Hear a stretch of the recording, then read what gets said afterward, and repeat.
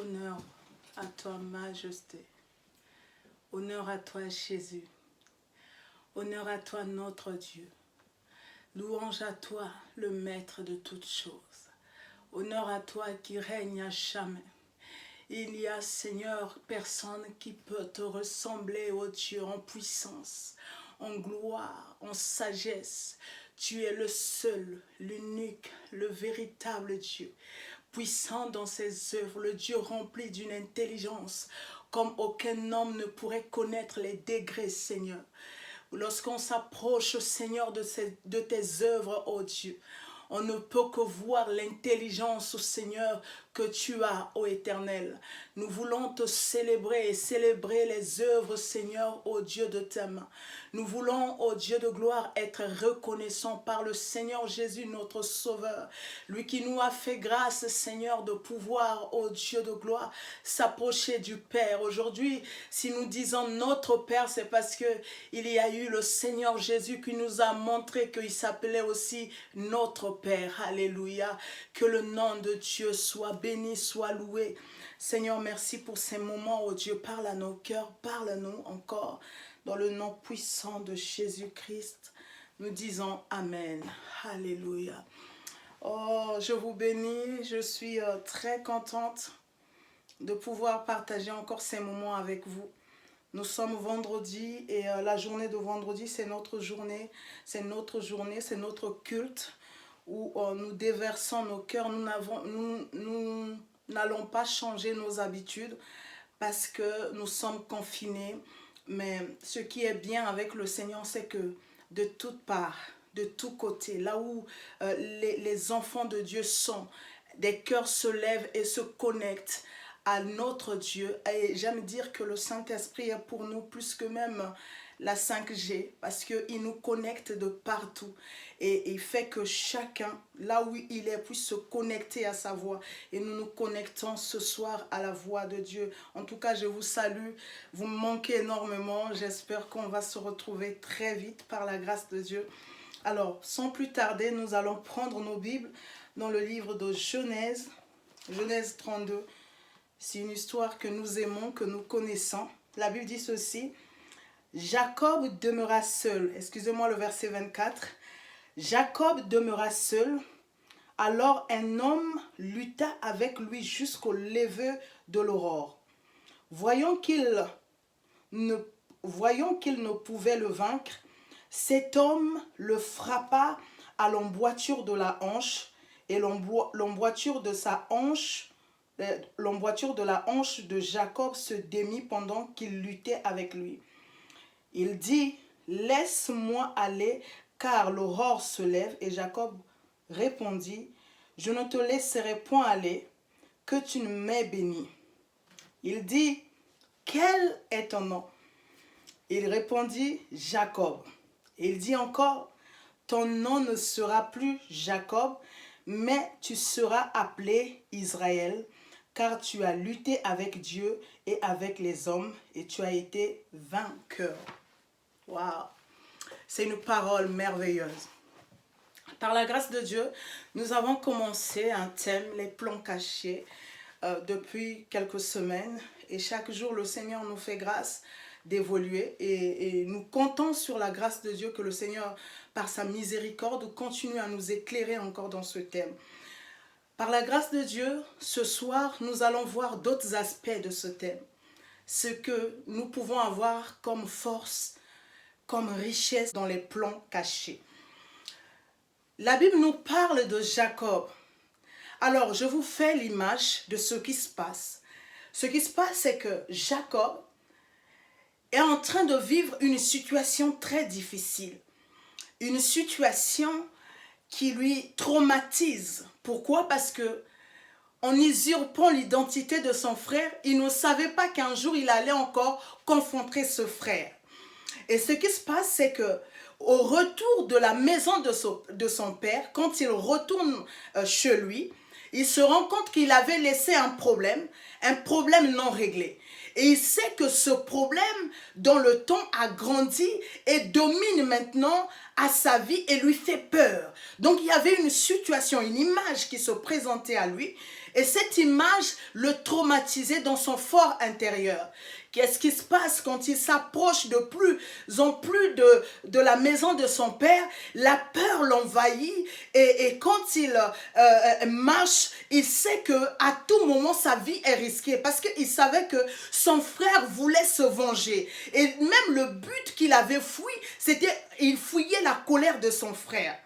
Et là, qu'est-ce qui se passe? C'est que quand il a vu que le combat dépassait ce qu'il connaissait, dépassait ses forces, le combat qui l'emmenait, et le combat qui se présentait devant lui, ce n'était pas le combat ou encore les discussions qu'il a eues avec Laban, son beau-père, ou son oncle, mais c'était encore un niveau supérieur.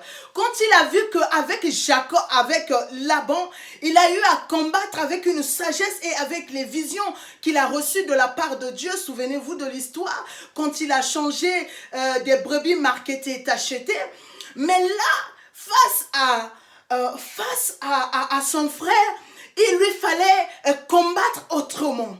Il lui fallait d'autres armes. Il lui fallait monter en grade. Alors j'aimerais nous dire ceci. Vous savez, la semaine dernière, j'ai dit quelque chose. J'ai dit ceci. Quand le Seigneur nous envoie sur la terre, il nous envoie équipés.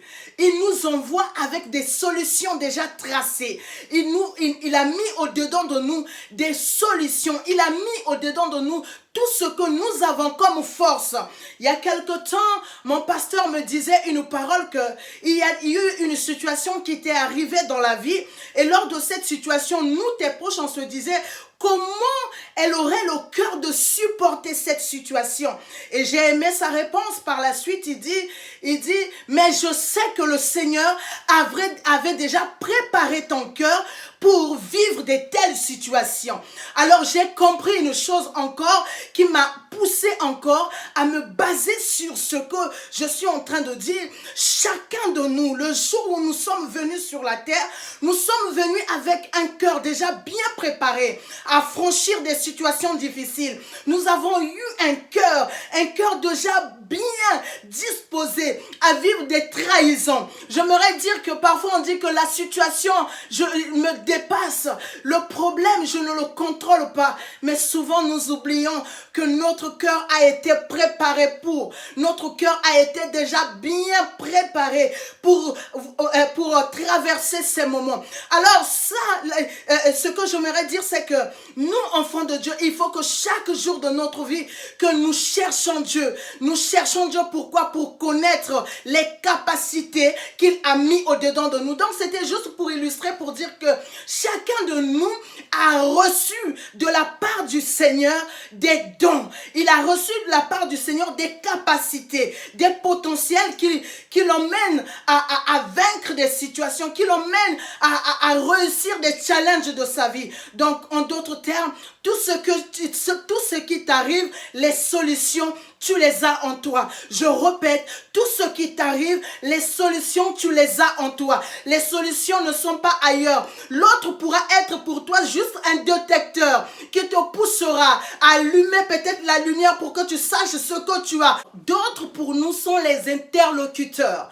Et ils sont juste là pour nous activer à rentrer en possession de ce que nous avons comme richesse. Donc, ne jamais oublier, mon frère, ma soeur, que tout ce que tu disposes comme force est au-dedans de toi et non ailleurs.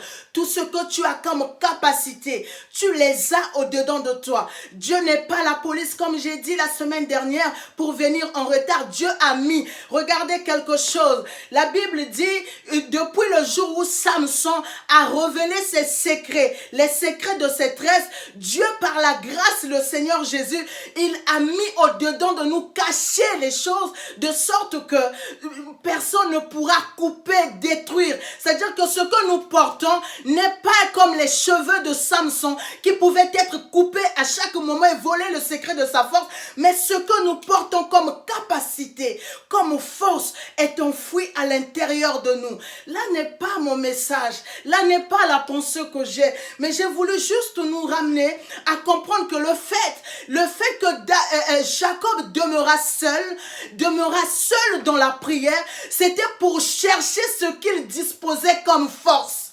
Bien-aimés, j'aimerais nous dire ceci. Vous savez, souvent nous échouons dans les combats, parce que simplement plutôt, nous ne savons pas quelles sont les armes à utiliser. Parfois, quand le diable présente devant nous des situations, nous passons à côté de ces situations parce que nous ne savons pas quelles sont les armes à utiliser pour combattre tel et tel combat.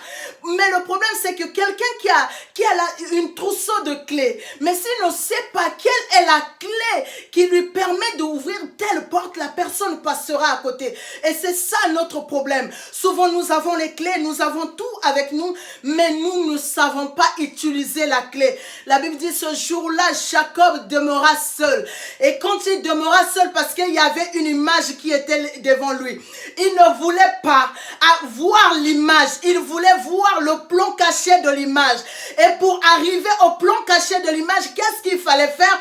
Il fallait que Jacob regarde au-dedans de lui ce qu'il avait comme force, ce qu'il avait comme potentiel. Et j'aime ça. Et il s'est dit, mais comment voir ce que j'ai au-dedans de moi si ce n'est qu'en me rapprochant de celui qui m'a créé? La Bible dit, il demeura seul. Il a dit à ses femmes, allez-y, avancez. Il a dit à ses serviteurs, avancez. Il est temps que je demeure seul. Il est temps que je fasse, alléluia, une excursion dans mon intérieur. Il est temps que je rentre dedans de moi-même, que je regarde ce que j'ai comme potentiel.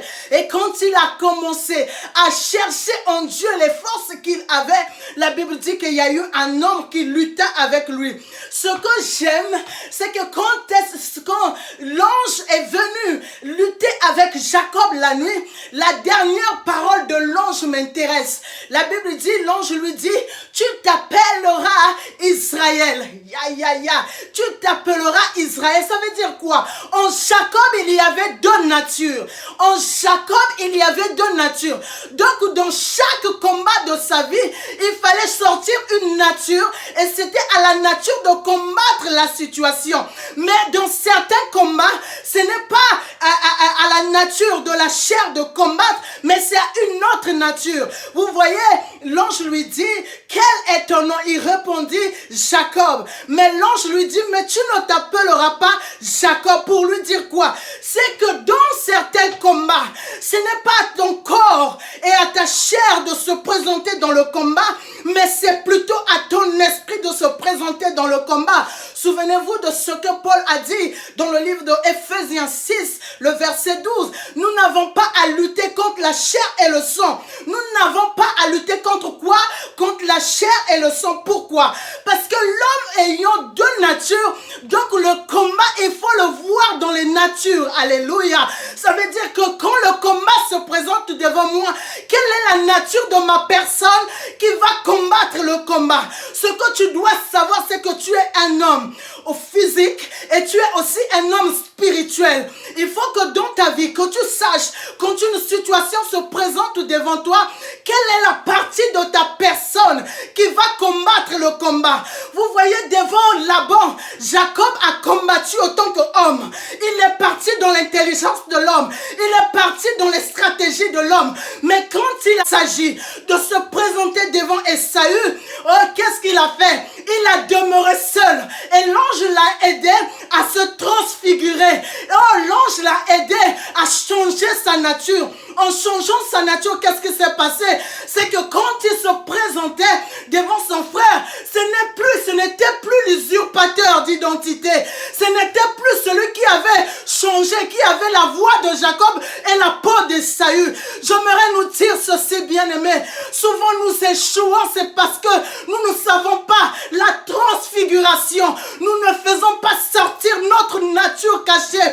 J'ouvre une parenthèse pour dire ceci. Le jour où Dieu nous a créés, il a dit, la Bible dit que Dieu a parlé Il a dit, soyez féconds, multipliez-vous. Mais laissez-moi vous dire ceci. Dieu n'a pas parlé à la chair. Dieu n'a pas parlé à la dimension de l'homme dans la chair. Mais Dieu a parlé à l'homme dans l'esprit. J'aimerais te dire ceci. Il y a des paroles que tu as entendues de Dieu, mais ces paroles sont dans ton esprit. Ces paroles sont ancrées au-dedans de toi. Ces paroles ne sont pas dans ta chair. Donc s'il y a des informations, certaines informations de ta personne, c'est ton esprit qui le sait. C'est ton esprit qui l'a reçu de Dieu. Donc qui d'autre est mieux que l'esprit de Dieu, l'esprit que Dieu a mis au-dedans de toi, de combattre les combats de ta vie. Donc il faut que tu saches, il y a de ces combats dans les plans cachés. On ne se lutte pas dans la chair, on ne se bat pas dans la chair, mais c'est dans l'esprit. C'est dans notre esprit qu'il y a le combat. Ça veut dire que le diable, quand il cherche, oh Jésus, quand il te cherche, il cherche à assujettir ton esprit. Mais logiquement, de la manière que Dieu nous a créés dans notre esprit, nous sommes supérieurs au diable. Donc nous avons la domination. Ce jour-là, Jacob a saisi l'enjeu.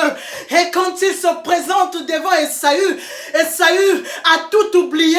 La colère d'Esaü est tombée par terre. Pourquoi? Parce que celui qui se présentait devant lui n'était pas celui qui avait fui. Celui qui s'est présenté devant lui, c'était la dimension d'Israël. Israël, celui qui a la promesse de Dieu. Israël, celui que Dieu a fait des promesses jusqu'aux nations, jusqu'aux extrémités de la terre. Et quand il voit le visage d'Israël, il voit tous les peuples derrière, il voit qu'il y a un monde derrière, il voit qu'il lui domine, il est plus grand que lui, il est plus puissant que lui. À partir de ce moment, automatiquement, ce qui s'est passé, c'est que Esaü s'est rendu compte que Israël était plus grand que lui. Et la colère s'est partie. Et je vois la même chose dans la vie d'Esther. La Bible dit ceci. C'était impossible d'aller au-devant du roi. Même si tu étais sa femme. Si le roi ne t'avait pas invité, mais tu ne pouvais pas aller. C'était au risque de sa vie. Mais la Bible me dit ceci. Et Esther a demandé au peuple de jeûner pendant 3 jours. Et pourquoi jeûner pendant 3 jours? Parce que c'était une transfiguration. Il était en train de changer la dimension de la chair pour montrer dans la dimension de ce que Dieu avait déposé des paroles non jamais entendues sur la terre. Et qu'est-ce qui se passe? Et quand elle arrive devant le roi plutôt, le roi étend, oh yes, son bâton pour dire demande-moi, même si c'est la moitié, waouh, même si c'est la moitié du royaume, je pourrais te le... Pour dire quoi simplement, bien-aimé? Ça veut dire que le combat dans les plans cachés a 2 dimensions. Si tu combats tout dans la chair, oh, c'est alors que tu échoueras. C'est alors que tu passes à côté. Si tu combats tout dans la chair, c'est là où tu perds l'identité même de ce que Dieu t'a envoyé sur la terre. J'ouvre encore une parenthèse pour dire, le jour où Dieu nous a envoyés sur la terre, le Seigneur nous a envoyés pour accomplir des missions. Le Seigneur nous a envoyés dotés des pouvoirs. Et donc ce que tu disposes, mais pour que le monde voit la révélation de ce que tu portes comme mission, c'est simplement quand tu révèles la dimension de l'esprit. Alors je nous invite, bien-aimés, dans les difficultés, quand les situations difficiles arrivent, il faut que nous soyons des hommes et des femmes qui révèlent ce qui est caché, la dimension de l'esprit, la dimension qui est en nous, la dimension que l'on ne peut voir. Il faut que, bien-aimés, que nous ayons l'habitude de déclencher la dimension spirituelle que nous portons au-dedans de nous. Nous ne sommes pas que chair. Nous ne sommes pas que chair, bien-aimés, mais nous sommes esprit. Alors, il faut savoir ceci. Dans certains combats, on combat dans l'esprit. Dans certains combats, on ne combat pas. Mais voilà, j'aimerais aussi dire ceci. Vous voyez dans le livre de Genèse 32 que nous venons de lire, quelque chose se passe. C'est que Jacob, la première des choses qu'il a fait, qu'est-ce qu'il a fait? Il a demeuré seul. Il a fait quoi? Il a demeuré seul. J'aimerais dire ceci. S'il faut révéler l'esprit dans le combat, Ça veut dire que l'esprit aussi a besoin de l'endurance dans le combat. C'est les choses que nous oublions souvent. C'est les choses que nous négligeons. Notre esprit a besoin de l'endurance, a besoin de saisir l'opportunité, a besoin aussi qu'on lui laisse la capacité, le pouvoir d'agir correctement. Alors, qu'est-ce qui nous rend fort? Qu'est-ce qui rend notre esprit fort? Comme le Seigneur, quand il vient nous parler, il nous parle dans l'esprit. Qu'est-ce qu'il faut faire? Ce qu'il faut faire, bien aimé, c'est simplement donner la force à l'esprit. Ça veut dire, la Bible dit, Jacob demeura seul. Qu'est-ce qu'il a fait? Il a demeuré seul. Le fait de demeurer seul a emmené Jacob à développer Israël qui était au-dedans de lui. Donc, qu'est-ce qu'il faut faire? Qu'est-ce qu'il faut faire? Ce qu'il faut faire, bien aimé, c'est de savoir que dans certains combats, avant de combattre l'ennemi, on parle d'abord à Dieu. Ça veut dire que notre esprit doit parler à Dieu. Doit parler à Dieu. Ne sois pas pressé d'aller combattre l'ennemi comme ça. Ne sois pas pressé de dire que je vais me transfigurer. Je vais donner l'autre visage de ma personne. Non, non, non, non, non. Apprends d'abord à les communiquer à celui qui a déposé au-dedans de toi des trésors, des richesses, pour que quand tu parles, que ça ne soit pas seulement toi, mais que ça soit ce que tu as entendu de Dieu qui sort avec puissance. C'est ça le secret. C'est-à-dire que pour sortir ma nature cachée, qu'est-ce que je dois faire? Je dois apprendre à parler avec le Seigneur. Non, pas de nos jours, bien-aimés, laissez-moi nous dire ceci. Nous sommes passés à côté de beaucoup de choses. Et même les erreurs dans la présence de Dieu font que nous sommes maintenant des habitués de la présence de Dieu. Nous venons dans la présence de Dieu avec des idées fixées. Et qu'est-ce que nous faisons? Nous disons, je vais commencer comme ça, je vais finir comme ça. Mais nous ne venons plus dans la présence de Dieu avec un cœur qui veut apprendre. C'est là le grand défaut. Nous ne venons plus dans le but d'apprendre, mais nous venons dans le but de télécharger notre cœur. Mais ici, c'est ça le défaut. Nous ne sommes pas là pour télécharger notre cœur, mais nous sommes là dans la présence de Dieu pour apprendre. La Bible dit ceci, Jacob lutta avec l'ange. Il lutta avec l'ange. On peut le définir aussi que c'était un temps où ils étaient ensemble. Ce n'était pas un temps seulement où Jacob parlait, mais le temps de lutte, ça veut dire que de part et d'autre, il y avait des activités des activités, c'est-à-dire que Jacob luttait, l'ange luttait, pour dire simplement que les deux étaient en communication, en d'autres termes. Ça veut dire qu'il y avait un échange, de force. Alors ce qu'il faut savoir, bien-aimé, on ne vient pas dans la présence de Dieu pour seulement parler, mais on vient aussi pour écouter. Il est très important, quand on s'approche de Dieu, aussi de se disposer son cœur, de dire que non, là j'écoute, là c'est à moi d'écouter. Comment nous faisons? C'est-à-dire que nous prenons le temps, nous venons, nous parlons, et nous nous en foutons même de ce qu'il a à dire. Et nous nous retournons comme nous étions venus. Non, Matthieu dit, quand tu viens dans le lieu secret, ton Père qui est dans le lieu secret, il voit dans le lieu secret. Et il t'écoute. Et la Bible dit, il te rendra. Ça veut dire que Dieu, il est disposé à te parler. Mais comment se fait-il que quand tu viens dans sa présence, tu parles, et tu oublies que lui aussi, il a envie de te parler.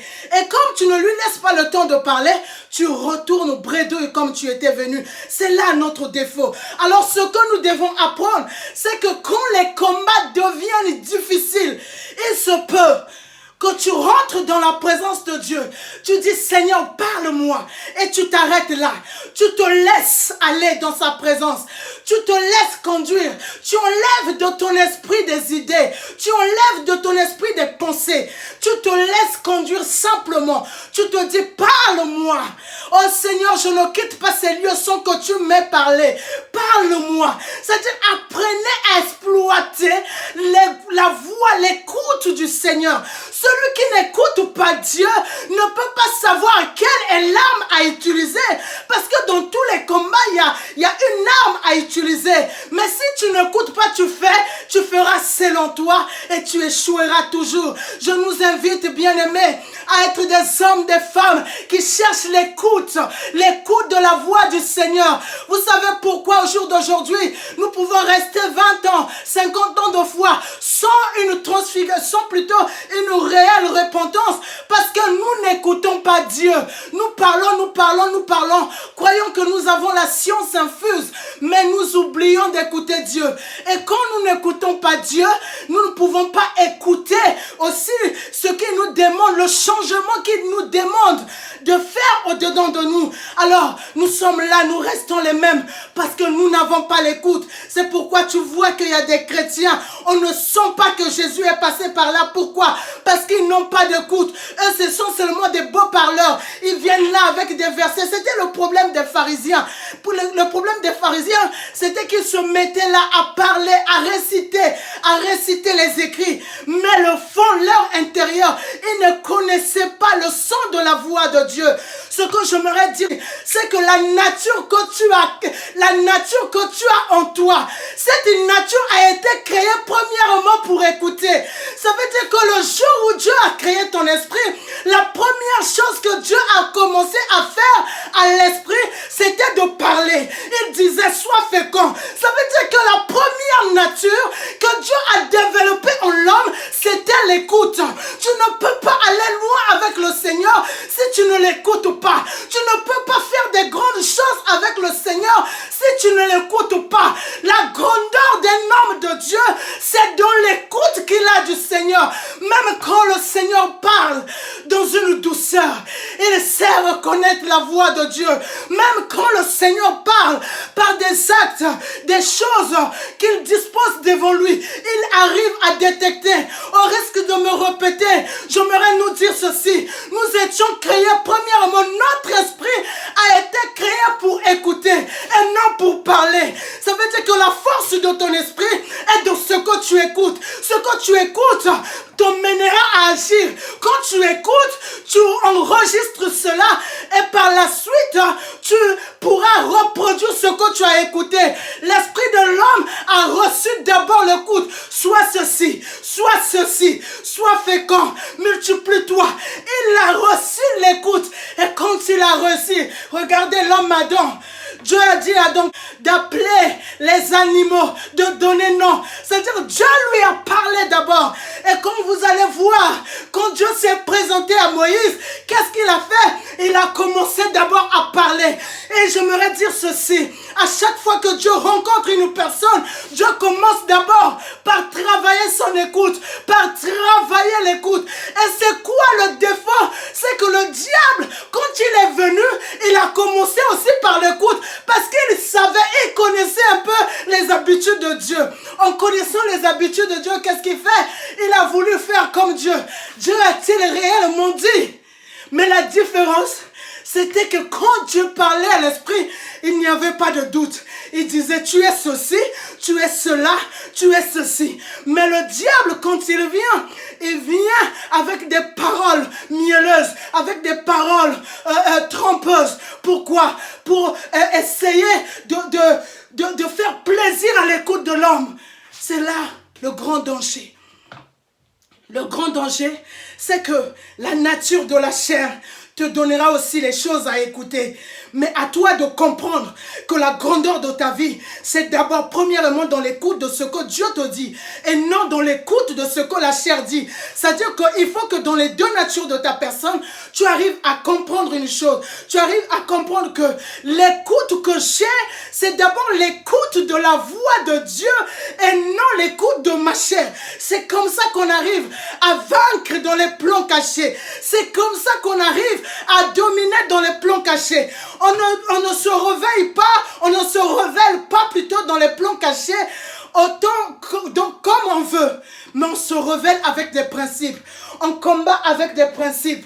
On réussit avec des principes. Si tu ne saisis pas ces principes-là, que c'est d'abord il y a des combats.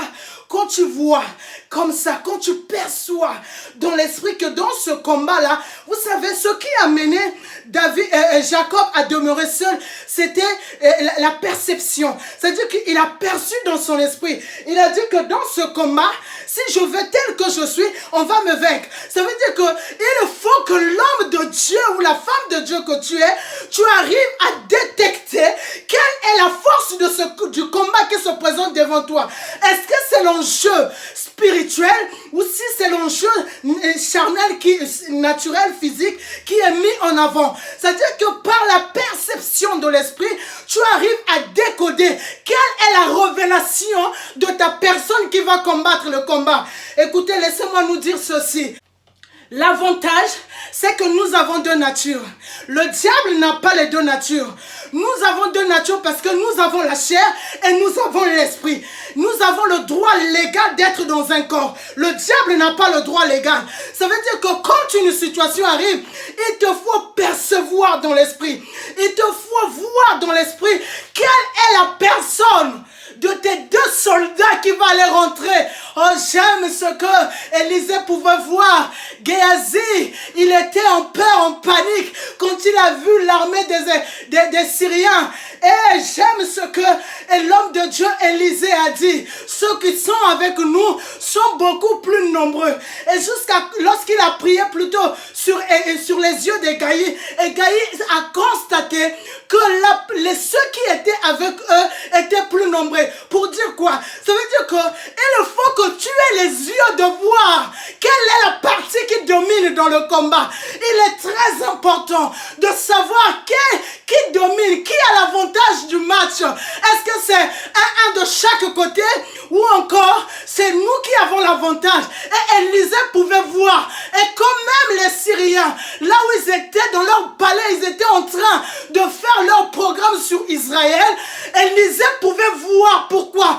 Parce que la force qui te donne les armes à utiliser, ça veut dire que la clé qui te donne à utiliser ton trousseau de clés, ça s'appelle la perception, la vision. Grâce à cette vision, tu arrives à percevoir quel est l'enjeu que je mets. Quelle est ma personne que je mets au défi dans ce combat? Quand on commencera, bien-aimé, à voir les choses comme ça, nous serons des vainqueurs. Nous serons des hommes et des femmes qui triompheront dans ce monde. Et ça dans le nom de Jésus. J'aimerais nous dire, peuple de Dieu, le temps est arrivé où nous ne devons plus combattre le combat naturel. L'homme de Dieu nous a parlé sur le combat des rois. On ne combat pas le combat des rois dans la chair. Oh Jésus, on combat les combats des rois en esprit. Ça veut dire que ici je me transfigure, je laisse l'expression à la dimension de mon esprit. C'est alors que les plans cachés ne seront plus cachés à ma chair. Quand je monte dans la dimension de l'esprit, la chair se tue. Ça veut dire que dans la dimension de la chair, je vois les choses, dans la dimension de l'esprit plutôt, je vois les choses de l'esprit. Ce qui est caché n'est plus caché. Pourquoi? Parce que dans l'esprit, tout se dévoile.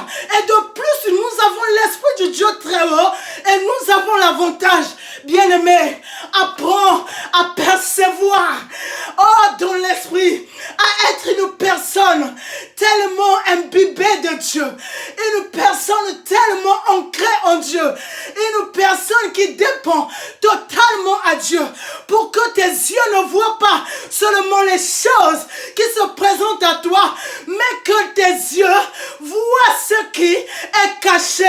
Regardez ceci, quant à la chair, la vue est limitée. Quant à la chair, je vois avec limite. Mais dans l'esprit, bien-aimé, c'est-à-dire que ma perception est illimitée. C'est-à-dire que je vois avec plus d'amplitude. Je vois avec plus de largeur. Je vois tellement grand. Alors j'aimerais nous dire ceci. Il est temps. Oh, il est temps, peuple de Dieu, que nous ne marchons plus selon la chair. Il est temps que nous marchons comme le dit Romain. Ceux qui sont conduits par la chair ne font que les œuvres de la chair. Mais ceux qui sont conduits par l'esprit, eux, ils font les œuvres de l'esprit. Le temps n'est pas à combattre comme si on allait nous jeter dans une fosse. Mais le temps est de combattre avec sagesse. Le temps est de combattre avec la lumière. Le temps est de combattre avec clairvoyance. Pourquoi? Parce que le combat a changé de dimension. Le diable ne nous combat pas comme il combattait hier. Comme il a changé de niveau, à nous aussi de rentrer dans une autre dimension. J'aimerais nous dire ceci. Les années passées, nous étions des hommes qui marchaient dans la chair.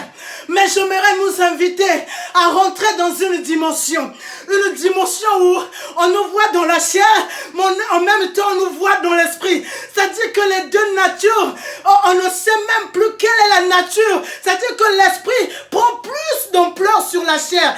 De sorte que quand je me promène, je me suis souvent posé la question, comment font ces hommes et ces femmes au vu, dès qu'on les voit, les esprits fuient. La Bible me parle de ces fous de Gadara. Quand il a vu Jésus, il a commencé seulement à dire, qu'y a-t-il entre toi et nous, hommes de fils du Dieu très haut? Mais le problème, c'est que Jésus n'avait rien dit. Mais le fait d'avoir les deux natures qui s'exprimaient en même temps, qu'est-ce qui s'est passé? Il n'avait pas besoin de se présenter. Les démons reconnaissaient sa nature, reconnaissaient sa divinité, reconnaissaient son pouvoir. Et les démons eux-mêmes jugeaient que la puissance de Jésus était supérieure. Alors il est temps, bien-aimés. Il est temps, mes frères et sœurs, il est temps pour nous d'être des hommes. À notre première vue, on ne sait pas quelle est la nature que l'on présente. On ne sait pas quelle est l'image de notre personne qui marque de plus. J'aimerais te dire ceci. On en a marre de nous voir comme des hommes charnels. On en a marre de nous voir comme ça. Le temps est arrivé où notre esprit doit commencer aussi à se révéler. Le temps est arrivé où l'expression de notre esprit doit être tellement visible. Je t'invite que la partie de ton esprit se révèle aussi. Il est temps que la partie de ton esprit se révèle. Il est temps que tu laisses que cette enveloppe qui a influencé longtemps ta personne, qui a influencé longtemps tes attitudes, se taise. Maintenant, je nous demande que c'est le temps où l'Esprit de Dieu doit s'exprimer. C'est le temps de quoi? Le temps de l'Esprit. L'Esprit de Dieu, avec notre esprit éveillé au-dedans de nous, nous pouvons que faire des dégâts. Je sens dans mon esprit qu'il y a un temps qui arrive, un temps où l'esprit de l'homme, lié à l'Esprit de Dieu, doit agir avec puissance sur la terre. Il est temps que les hommes esprits, regardez, si un démon peut venir détruire une vie, si un démon peut venir et ramener quelqu'un à devenir fou, mais nous, l'Esprit du Dieu vivant, réveillé, sauvé, régénéré par Christ, cet esprit lié avec le Saint-Esprit, bien-aimé, nous allons faire des dégâts. Alors je t'invite, je nous invite à développer notre dimension d'esprit.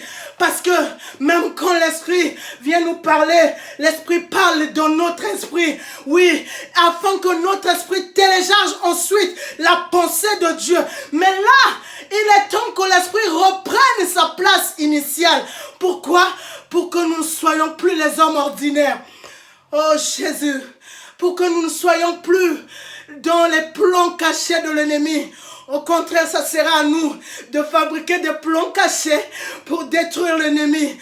Est-ce que tu n'aimerais pas que ça soit, au lieu que l'ennemi fabrique à chaque fois les plans cachés, et si c'était à ton tour de fabriquer les plans cachés, d'élaborer des stratégies où le diable croit que en faisant ça, mais lui il ignore que quand il va faire ce dont nous nous attendons, derrière nous sommes en train de gagner des âmes pour Christ. Derrière nous sommes en train de sauver des vies par la grâce de Dieu. Derrière, nous sommes en train de ramener un grand nombre à Christ. Si c'était à nous de faire les plans cachés, et si c'était à nous de fabriquer les plans cachés, alors bien-aimés dans le Seigneur, l'heure est grave. L'heure est grave, pas seulement pour le monde. L'heure est grave, pourquoi? Parce qu'il est temps que l'enfant de Dieu revête et révèle sa nature. Vous savez, Pierre était longtemps avec Jésus. Mais le jour où il a vu Jésus se transfigurer, il a proposé de créer une tente. Et il y a des propositions où nous allons recevoir seulement contre les natures. Oh Jésus. Contre les natures. La nature de Christ que nous avons reçue, qui est en nous, commencera à s'exprimer. Alors, là où tu es, j'aimerais t'inviter à désirer ardemment, à désirer de tout ton cœur, à dire au Saint-Esprit, aide-moi à écouter. Aide-moi à écouter. Pourquoi écouter? Si je ne t'écoute pas bien, je ne pourrai pas révéler la nature de mon esprit que le monde a besoin. Et j'aimerais dire aussi, le monde n'attend pas ta chair. Le monde n'attend pas nos maquillages. Le monde n'attend pas nos habits. Le monde n'attend pas notre nature charnelle. Mais le monde attend la révélation. En d'autres termes, l'esprit que nous portons. Cet esprit qui a été longtemps mis dans le silence. Cet esprit qui a été longtemps tué, qui n'avait plus le droit de l'expression. Il est temps que l'on laisse l'expression à l'esprit de vie.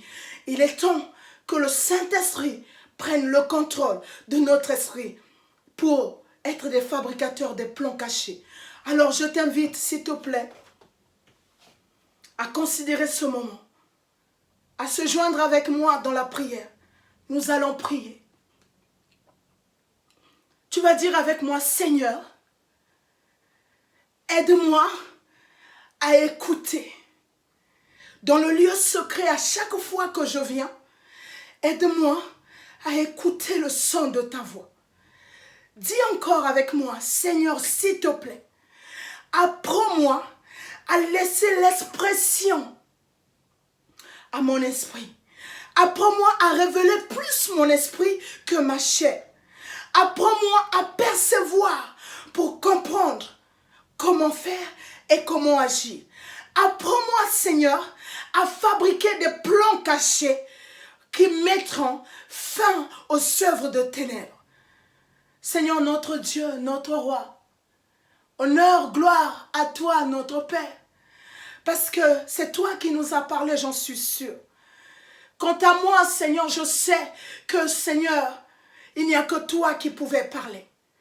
Alors je prie au Dieu de gloire, que ta parole accomplisse, Seigneur, ce dont, Seigneur, elle est venue faire. Alors, que ta parole parle à nos cœurs, résonne, Seigneur, et nous emmène à une transformation. Nous bénissons, Seigneur, chaque vie dans le nom puissant de Jésus-Christ. Soyez bénis dans le nom puissant de notre Seigneur Jésus.